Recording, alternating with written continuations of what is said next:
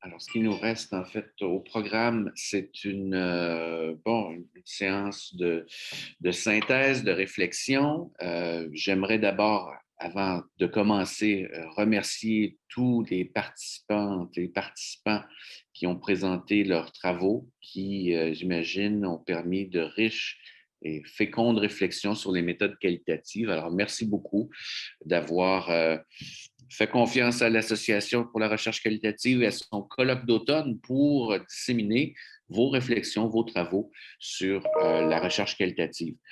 Alors, je remercie également nos trois doctorants, Julien Doris, Abakar Maloum et Jean-Sébastien Lindsay, pour leur participation, leur contribution à cette activité. Et leur contribution est essentielle, je crois, pour l'organisation donc, de ce colloque d'automne. Je les remercie infiniment. Ils ont bien organisé l'événement de main de maître et je crois que Jason se joint à nous, Jason Lukaroff, notre collègue de Trois-Rivières, pour vous féliciter. Ils seront nombreux, j'imagine, à vous féliciter par ailleurs. Donc, prenons quelques minutes. Je vous avais demandé de préparer, en fait, d'organiser vos réflexions autour de trois questions, trois ensembles de questions. Euh, un peu pour donner à tout le monde une idée, en fait, de ce qui s'est déroulé, de ce qui s'est discuté dans les autres séances. Donc, je vais vous entendre là-dessus.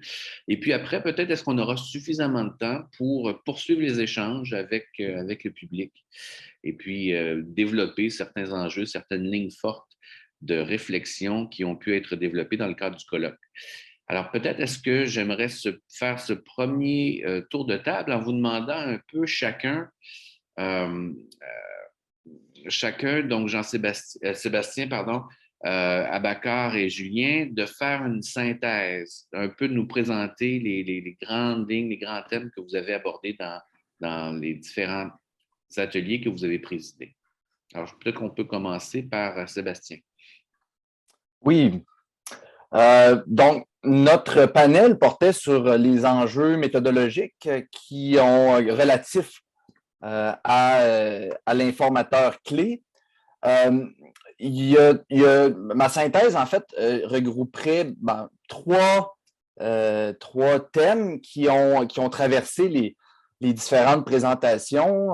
Premièrement, l'apprivoisement mutuel, c'est-à-dire le besoin pour le ou la chercheur et l'informateur clé de s'apprivoiser, de créer des liens, et ce n'est pas automatique. Ça prend du temps, ça prend des dispositions communes et ça prend une confiance, l'établissement de liens de confiance. Et surtout, ça prend pour le chercheur un besoin de revisiter ses a priori, c'est-à-dire que l'informateur clé peut se trouver là où on ne s'en attend pas. Il ne faut pas nécessairement aller voir au niveau supérieur des organisations, au niveau hiérarchique les plus élevés, mais souvent, les contacts les plus riches vont se cultiver à des niveaux plus bas. Donc, il faut élargir nos horizons. Ensuite, l'informateur clé est protéiforme. Il revêt différentes fonctions, différents aspects. Donc, il est un guide, il nous mène vers le terrain, il est une source de données qu'il faut cultiver et il est également un participant et cette triptyque doit être explorée par le chercheur et ces différentes fonctions vont apparaître également à des moments où le chercheur ne s'attendra pas nécessairement. Également, ou plutôt finalement, le dernier point, c'est la complétude des différentes formes de savoir. C'est-à-dire que l'informateur clé va revêtir une forme de savoir plus expérientiel et le chercheur, lui, va apporter davantage un point de vue théorique. Mais ces complétudes de savoir-là est nécessaire. Il est fondamental que le chercheur ne reste pas, si on veut, dans sa tour d'ivoire et qu'il demande et qu'il crée justement le lien nécessaire à l'approfondissement de son savoir théorique à l'épuiser dans le savoir expérientiel. Bon, le deuxième point, après avoir brossé ce tableau-là, c'est les défis méthodologiques. À quoi le chercheur est confronté lorsqu'il cultive ce lien-là avec l'informateur clé? Eh bien, c'est le besoin du sens et de la conformité éthique. D'abord, d'un point de vue institutionnel, et ça dépend beaucoup et ça diverge beaucoup en fonction de l'État, de la région géographique, parce que, bon, on sait qu'en Europe, il n'y a pas les mêmes critères ou besoins éthiques qu'au Canada, qu'en Amérique du Nord. Donc, il y a ce besoin de conformité institutionnelle-là qu'il faut prendre en compte, mais aussi personnel, c'est-à-dire que le chercheur doit toujours se demander comment maintenir le plus haut taux, le plus haut niveau de besoins éthiques, de transparence dans la cultivation de ces liens-là.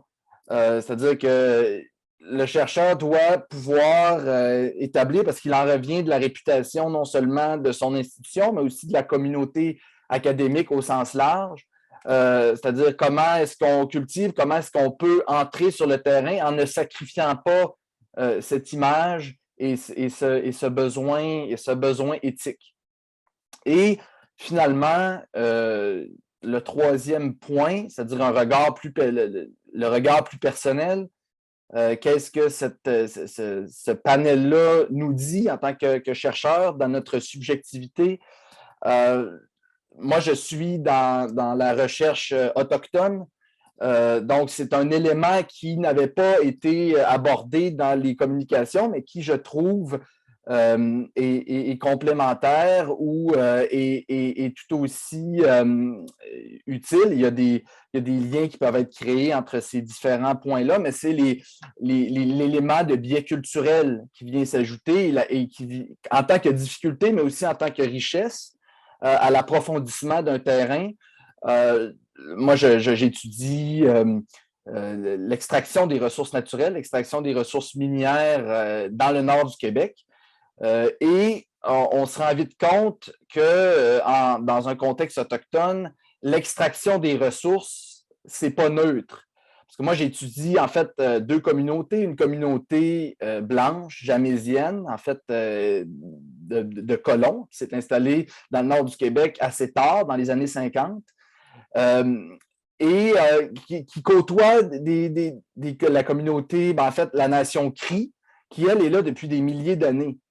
Donc, moi, je suis originaire de Chibougamau, la ville que j'étudie, et créer des contacts dans cette communauté-là, c'est très aisé, c'est très facile parce que subjectivement, on partage beaucoup d'affinités et on a un cadre cognitif qui est similaire. Cependant, lorsque vient le temps de créer, de cultiver des liens dans une communauté à proximité, la communauté d'Oujé-Bougoumou, là, ce n'est pas du tout la même facilité qui s'observe parce que l'expérience du colonialisme pour les peuples autochtones vient perméabiliser l'ensemble de leurs expériences d'une façon qui n'est pas facilement envisageable pour le chercheur. Et donc, ça demande encore une fois, si je reviens aux thèmes initiaux que j'ai dressés lors de la synthèse, l'apprivoisement mutuel demande qu'on revise nos a priori et qu'on aille chercher des connaissances, des expériences qui vont venir compléter notre vision théorique, notre vision, si on veut, notre vision extractiviste de la recherche. Donc, extractiviste dans le sens aller collecter des données, puis extractiviste de la recherche autant que l'extractiviste s'envisage un point de vue d'extraction des ressources. Ça peut être aussi, si le chercheur ne fait pas attention, il peut aussi arriver et dire aux communautés autochtones, je vais prendre les données, je vais écrire ma thèse et ça va finir là, mais ça demande de se positionner différemment. C'est pour ça que le point de vue extractiviste est aussi intéressant dans la recherche. Et donc voilà, ce sont les trois points que j'ai voulu explorer. Et puis je vais passer la parole au prochain animateur. Merci, Sébastien. Donc, on avait dans l'ordre Abacar. Non, c'était Axe 2 avant moi. L'axe 2. Excuse, oui, Julien. Pas de problème. Abacar, tu auras le mot, la synthèse finale. Donc, nous, notre axe 2 donc, portait sur le thème chercheurs, praticiens et informateurs. Donc, les présentations ont visé aussi à explorer cette question-là des rôles qui peuvent être multiples. Et il y a un terme qui revenait souvent dans l'ensemble des présentations, c'était le concept de double casquette. Et donc, c'était intéressant de voir au fil des trois présentations que nous avons eues que cette double casquette ou que ces rôles-là ou cette discussion-là entre la recherche, la pratique professionnelle et aussi le fait d'être parfois l'informateur ou de partager les caractéristiques de l'informateur étaient finalement saisissables sous différents aspects. Et donc, cette double casquette-là était bien mise en discussion dans les trois thèmes que nous avons eus dans les trois présentations. Et donc, il y a, dans un premier temps, sur cette double casquette-là, Marjorie Desormeaux et puis aussi Isabelle Courcy qui nous ont expliqué qu'on pouvait partager les caractéristiques des personnes qui sont au cœur de la recherche. Et donc, dans ces cas-là, évidemment, cette double casquette-là va aussi jouer dans le fait d'avoir une réflexivité, mais aussi d'engager donc la recherche avec des personnes finalement et des groupes desquels on a d'une certaine manière un certain partage et une certaine expérience commune et réflexive. Donc, la double casquette ici entre chercheurs et informateurs clés peut aussi donc, se saisir au prisme des caractéristiques et le fait d'appartenir aussi ou de connaître la réalité des groupes qui sont étudiés. Mais il y a aussi la question qui est revenue aussi de la double casquette, plutôt cette fois-ci praticienne, sans nécessairement partager une identité, mais d'être dans un domaine professionnel, par exemple, avant ou pendant ou après les études, qui crée un lien avec finalement le sujet direct de la recherche. Et donc ça, Diane Ridel nous l'a bien exprimé dans le cadre finalement des expériences aussi et d'une recherche sur les relations publiques de voir que cette double casquette-là pouvait aussi amener tout un ensemble de considérations autour de la réflexivité sur donc, le fait d'avoir eu une expérience professionnelle de très longue durée pour le coup, avec énormément donc, de bagages et de compétences pour être en mesure aussi d'étudier ce domaine-là et donc d'avoir aussi une réflexivité sur des enjeux méthodologiques par ailleurs qui étaient très bien présentés, très bien cernés et très bien détaillés dans le corps de la présentation. Et donc, on a aussi eu en dernier lieu, une troisième illustration de ce que peut être une forme de double casquette dans cette discussion-là entre chercheurs, praticiens et informateurs, dans la présentation vraiment très complète de Justine Delabarre qui nous a en fait expliqué qu'il y avait aussi ce lien-là dans, encore une fois, le lien professionnel du fait d'être professeur, du fait d'être enseignant, auprès donc d'étudiants, de jeunes allophones, donc mineurs non accompagnés en France, et de pouvoir donc avoir cette possibilité-là de créer une recherche, mais tout en étant aussi conscient de la position donc de l'enseignant et des défis méthodologiques qui viennent finalement à mettre en discussion et en articulation le fait d'étudier finalement un public ou des groupes qui sont finalement directement liés à notre pratique et à notre expérience professionnelle. Donc là, ça faisait un peu ces trois thèmes-ci, ces trois présentations, une présentation vraiment très concrète et très détaillée sur les enjeux qui peuvent être liés finalement à ces phénomènes de double casquette. Et j'en ai tenu, sur le plan méthodologique, j'en ai retenu 3 en particulier, là encore pour faire écho aux 3 présentations. Donc, premièrement, c'est la question finalement de l'expérience personnelle. Et ça, Diane Ridel aussi l'avait très, très bien montré et mis en évidence sur le fait de dire, est-ce que notre expérience professionnelle, dans le cadre d'une recherche, finalement, quels peuvent être les avantages aussi et les limites à considérer dans le cadre finalement de l'étude sur laquelle on se penche.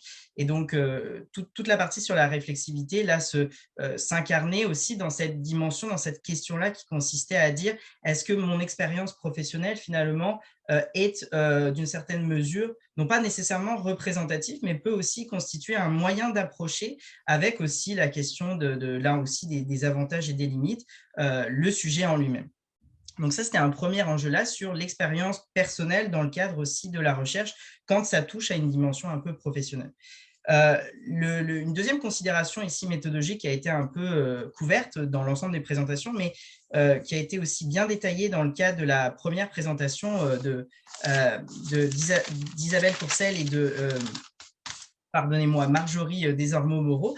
Donc, c'était la question de comment aussi on associe pour passer de l'informateur, finalement, à la question de la recherche-action. Et donc, là-dessus, dans cette relation liant le chercheur, le professionnel ou le praticien et finalement l'informateur, ça pouvait aussi découler de cette question de dire comment on passe du statut d'informateur dans le devis de recherche à la question de l'association.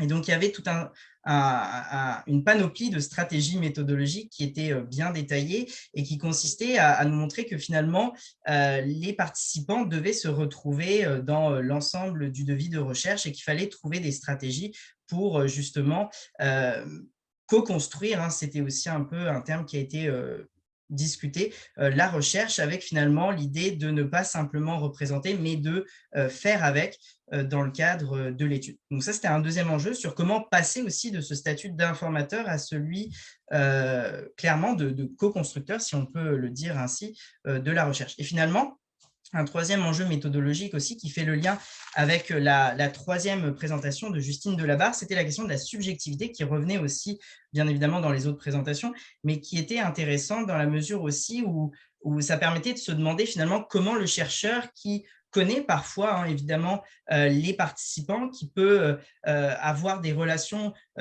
professionnelles dans le cadre de l'enseignement qui ne soient pas uniquement liées à la recherche, comment trouver des moyens, des stratégies dans la recherche pour essayer de neutraliser d'une certaine manière aussi cette relation, notamment dans le cadre scolaire qui peut voilà, créer aussi une forme de distanciation parfois, ou du moins de représentation. Et donc, là-dessus, il y avait toute cette considération de se demander, par rapport au lien à la subjectivité, comment on peut aussi trouver des forces, des avantages et aussi des précautions à prendre compte tenu aussi des personnes qui sont au cœur de la recherche et qu'on peut connaître de par aussi l'expérience professionnelle. Donc, j'ai essayé ici de résumer un petit peu quelques défis méthodologiques qui se présentaient dans ce concept que je trouvais assez transversal à l'ensemble des 3 présentations sur l'idée de double casquette, que le chercheur partage les codes ou les caractéristiques ou qu'il soit aussi issu du domaine ou du public étudié.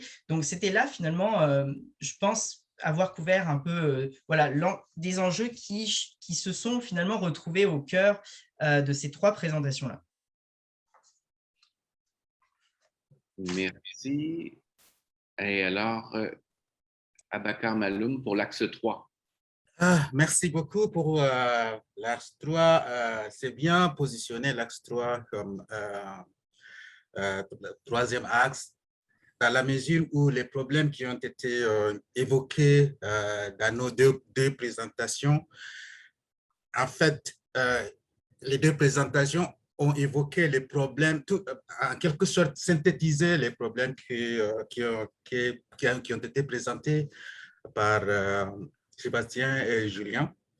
Donc, Rahel, dans sa présentation, elle avait posé justement la question des difficultés du terrain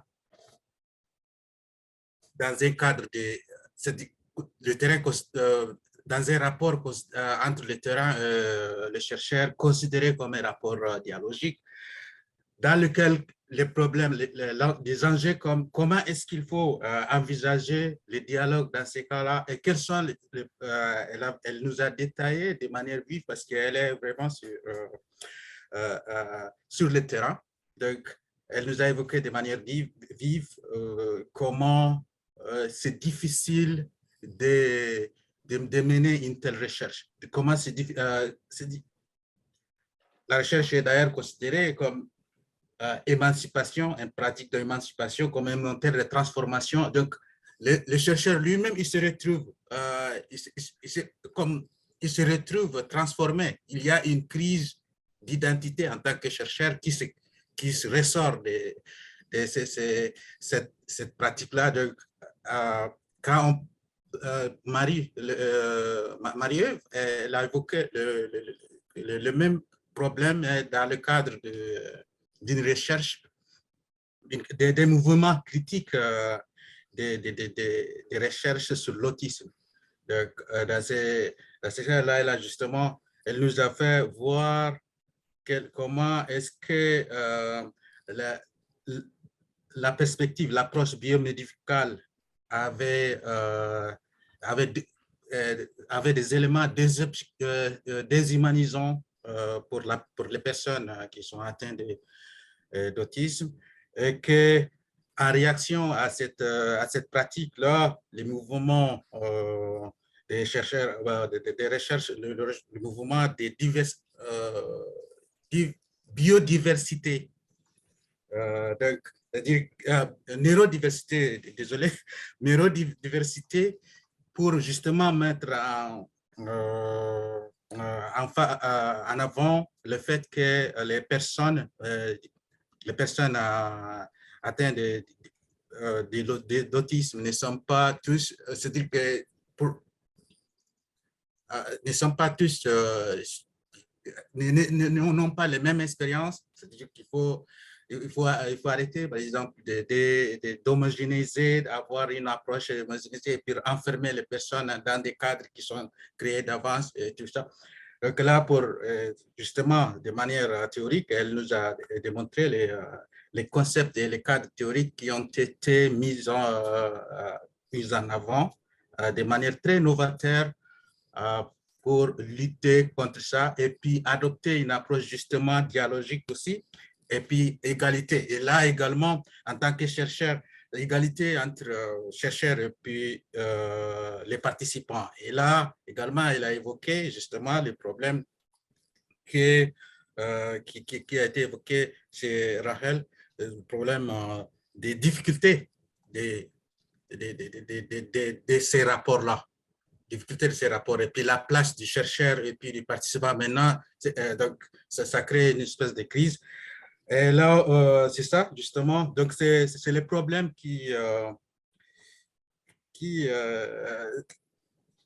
dans la présentation en général, dans l'axe 3, nous avons évoqué le problème que l'ethnographie peut couvrir, et puis comment est-ce qu'il faut chercher à solutionner à ces problèmes.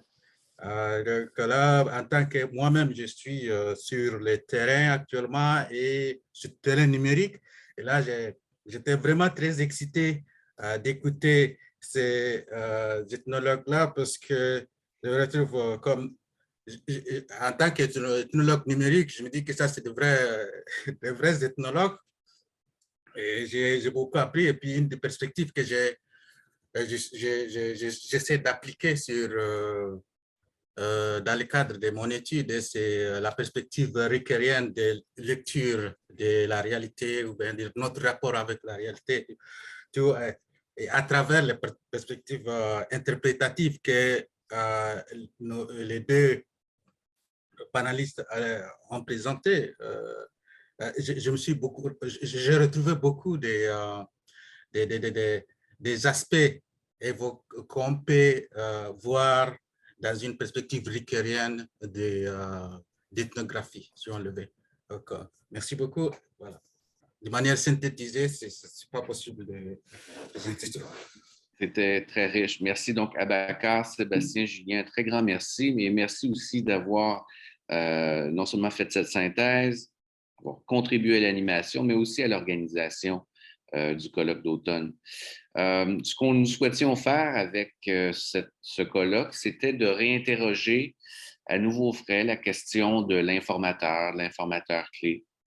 Ce que j'entends donc des différents panels et des différentes synthèses de ce que j'ai pu en saisir, c'est qu'on s'est en fait intéressé, nos panélistes sont intéressés à un ensemble de questions qui sont fondamentales, certaines plus classiques, ce qui ressort des réflexions de l'axe 1, plus méthodologique, enfin plus tourné vers les enjeux du terrain. C'est des questions éthiques qui ressortaient, qui sont aussi transversales aux autres axes. Du point de vue de Julien, alors là, on avait déjà sur l'axe 2 une ouverture sur des mondes sociaux et plus spécifiquement sur des mondes professionnels. Et je pense que c'est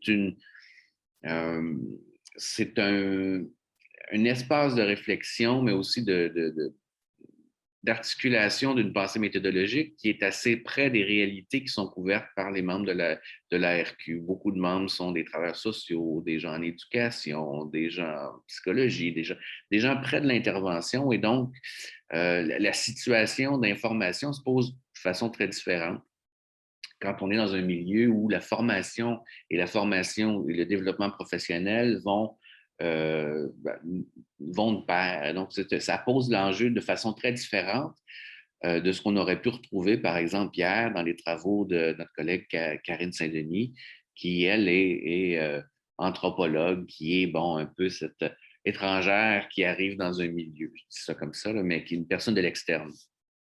Et donc, qui nous apporte à réfléchir sur ces frontières. Et puis, finalement, quand on avait ici deux présentations. Comme vous savez, on a organisé, on a travaillé avec le matériel, la matière, ce que les gens ont voulu nous soumettre et les propositions qui nous semblaient les plus pertinentes. Et on a réussi à organiser quelque chose sur les approches, la question des approches critiques. Comment faire une approche critique et quelle est la place finalement de l'informateur clé dans un design critique? Et là, les enjeux éthiques se posent de manière complètement différente.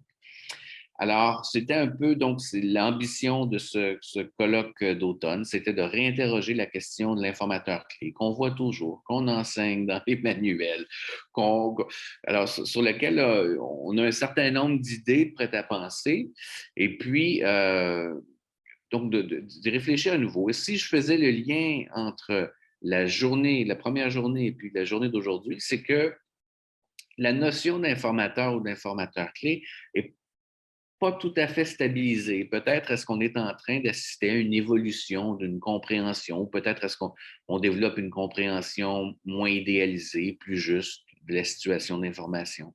D'un côté, les informateurs sont absolument nécessaires pour l'accès à certains mondes sociaux, mais la notion même, telle qu'elle est didactisée, telle qu'elle circule dans le corpus de la recherche qualitative, est légèrement remise en question. C'est ce qu'on a appris avec Mme Saint-Denis, qui, malgré une approche très traditionnelle, très conventionnelle de l'ethnographie, de l'anthropologie, une compréhension donc classique de l'informateur, nous disait certains malaises, nous disait nous invitait à réfléchir à nouveau sur cette question, et c'était la même chose avec nos collègues Martin Meunier et Marie-Claude Tifo, donc pour l'accès au monde religieux. On avait cette problématique qui nous invitait aussi à réfléchir de nouveau. Et ce que j'entends aussi aujourd'hui, c'est que ces questions, en fait, ont traversé aussi les réflexions des panélistes. Qu'est-ce que c'est qu'un informateur? Quelles sont les frontières? Quels sont